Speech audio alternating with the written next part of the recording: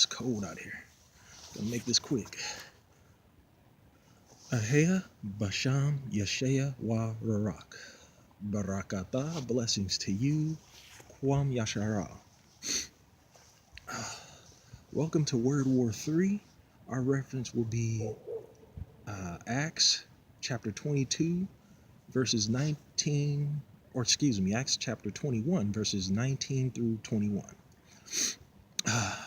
Today's confession, I am a Hebrew. And we're going to look at this word Israel or Israelite. We're going to look at this word because there's a big misconception as to how it's being used today and the people that are using it. So we'll go to Strong's Concordance and look at this word Israel. And that Strong's Concordance number is 3478. In the Hebrew, it reads Yashar'AL. Now, in the Assyrian, mind you, which the Assyrians, Abraham came from the land of Assyria. Remember that. The Assyrians, their word for Israel is Sirla. Sirla. And since there were no vowels in the old language, we're looking at Sa, La, Sarala. So, this comes from the word Yashar'AL. When you say Israel today, you're looking at a word that comes from an old Assyrian or more ancient word that signifies Yashar'AL. Now, you Berber Moors, listen up. The Sacracen, you know, when the Pope decided to send a papal bull out to enslave the Saracens, it's written in the papal bull. This papal bull didn't direct itself to the people who called themselves Jews in Poland or Russia or Germany. This papal bull was directed to the people who called themselves Sacracen in Africa. So again, this Assyrian word is so much similar to the people who found themselves in North Africa, Africa. Yeah.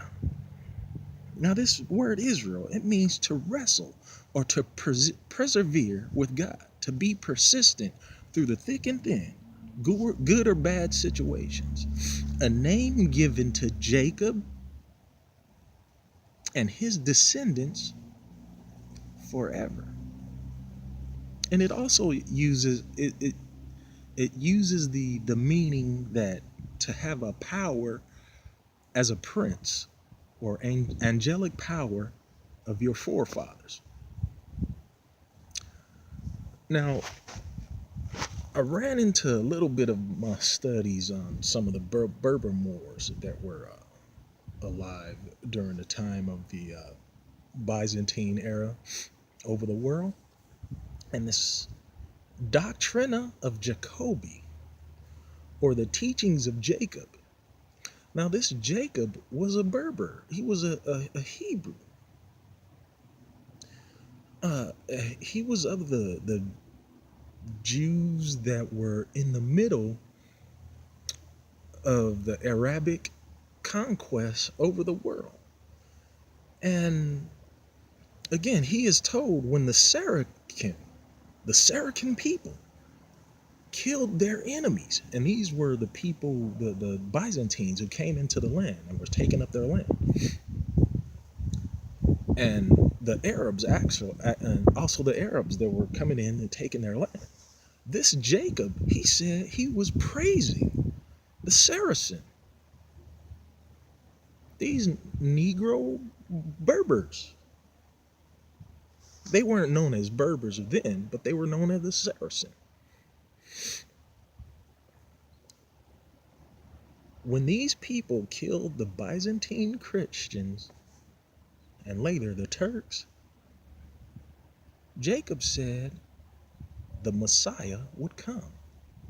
At that time, they thought that the Messiah was returning.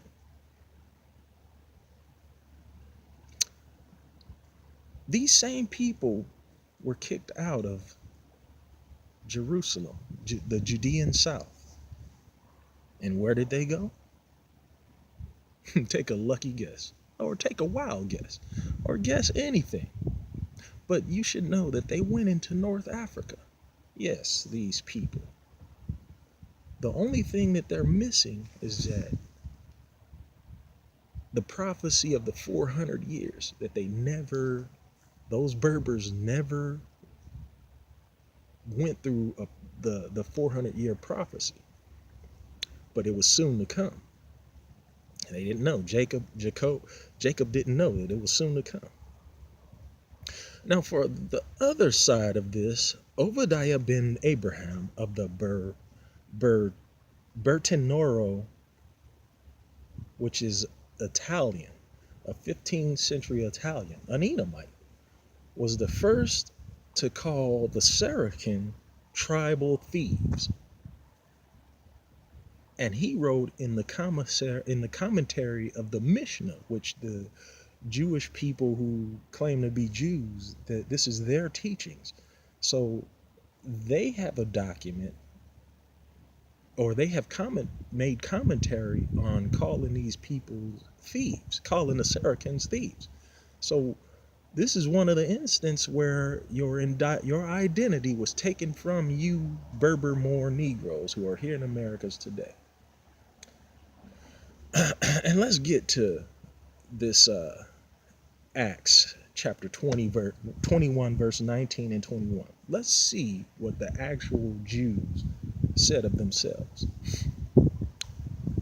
And in verse 19, I'll read it. And when he had saluted them, he declared particularly what things God had worked or wrought among the Gentiles by his ministry. This is Paul going into another land, and he's working among the Gentiles. It's saying that. Verse 20. And when they heard it, these are the apostles of Jesus Christ. When they heard what Paul was saying, they glorified the Lord. And said unto him, Thou seest, brother, how many thousands of the Jews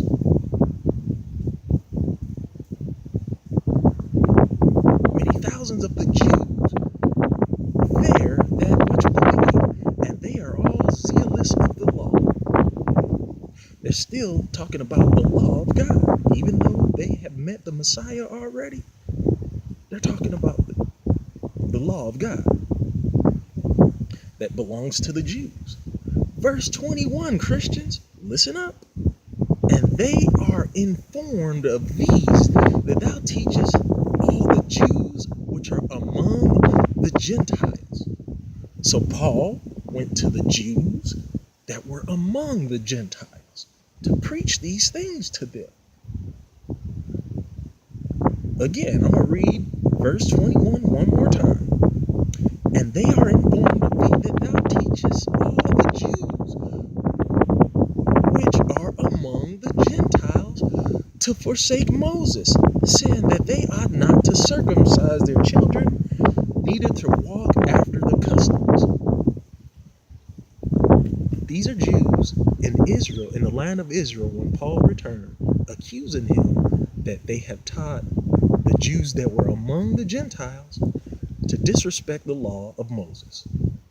And what did Paul do after this meeting? He went and made sure that he was a Jew among the Jews. He made sure that he was a Hebrew Israelite among his people. And again, we can surely say that if we go to the book of the Corinthians, and this book of Corinthians is to Hebrews in Corinth. But Christians will tell you, oh, they went and they scattered, they went and to go make disciples of all the world. No, they were finding their brothers. Right here, it says, Paul is saying, literally saying, are they Hebrews? So am I. Are they Israelites? So am I. Are they the seed of Abraham? So am I. This is 2 Corinthians chapter 11, verse 22. Now, again, I'm going to remind you, as I should have in the beginning, that Indigenous Hebrew Israelite awakening is not a racist group. We simply live here. And we know that we have been damaged by the society who have been lying to us, who have been telling us that we were simple slaves. Again, a society who has museums that go in there, they'll send their archaeologists to go and take indigenous artifacts and take them to their museums. And then they give their own explanation as to what these people done.